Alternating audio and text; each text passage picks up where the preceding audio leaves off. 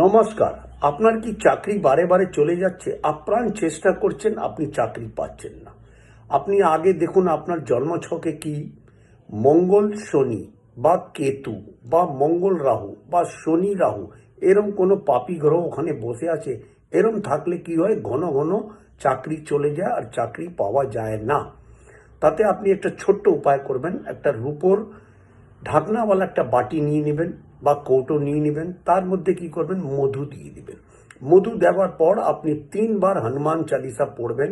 পড়ার পর ওই কৌটোটাকে আপনি নিজের বাড়ির উত্তর দিকে বা আপনার বেডরুমের উত্তর দিকে ওটাকে ভালো করে পুছে আপনি ওটাকে রেখে দেবেন।